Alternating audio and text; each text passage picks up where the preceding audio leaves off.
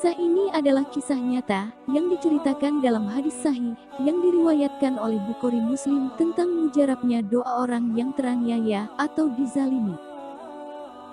Sahabat Muslim beriman, seorang wanita bernama Arwa binti Uwais konon pernah menuntut Said bin Zaid dalam urusan penyerobotan tanah.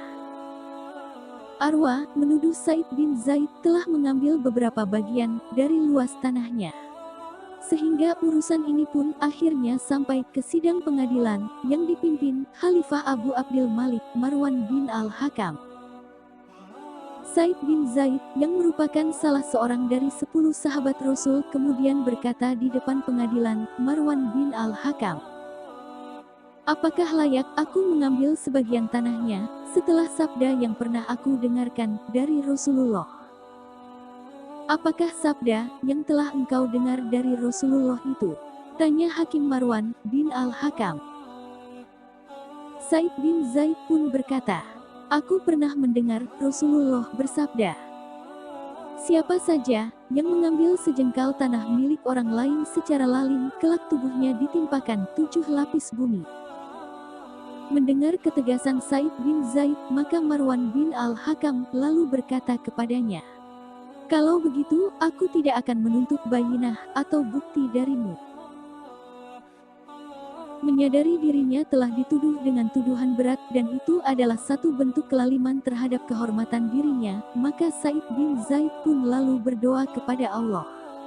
Ya Allah, apabila perempuan ini telah berdusta dalam dakwaannya, maka butakanlah matanya dan binasakanlah dia di atas tanahnya. Karena Said tidak pernah mengambil apapun dari tanah wanita tersebut, akhirnya Allah kemudian mengabulkan doanya. Wanita tersebut tidak mati sampai sebelum matanya buta. Dan berselang lama dalam kebutaannya, pada satu saat ia berjalan di atas tanahnya, dan tiba-tiba ia terjatuh ke dalam sebuah galian, dan kemudian meninggal dunia di atas tanahnya sendiri.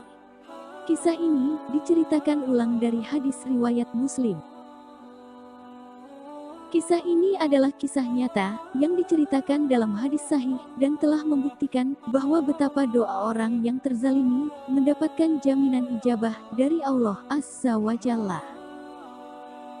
Hal ini juga telah ditegaskan oleh Rasulullah dalam sabdanya, sebagaimana di akhir sebuah hadis disebutkan bahwa beliau pernah bersabda, dan takutlah terhadap doa orang yang dizalimi, sebab sesungguhnya tiada hijab yang menghalangi antara doa itu dengan Allah. Hadis riwayat Bukhari dan Muslim. Status orang yang dizalimi dalam hal ini tidak terbatas hanya untuk orang yang Muslim saja. Namun bahkan orang kafir pun apabila berdoa karena dizalimi, niscaya Allah akan mengabulkannya. Artinya, doa orang yang dizalimi, walaupun dia kafir, tiada hijab yang dapat menghalanginya. Hadis riwayat Ahmad. Sahabat Muslim beriman, ingatlah dan ketahuilah, kezaliman itu tercela, walau engkau lakukan kepada orang kafir, atau terhadap binatang sekalipun, terlebih lagi, jika engkau perbuat kepada sesama Muslim. Sesungguhnya Allah telah meniadakan dalam dirinya sifat zalim, dan menjadikan kezaliman itu sebagai satu tindakan yang diharamkannya atas umat manusia.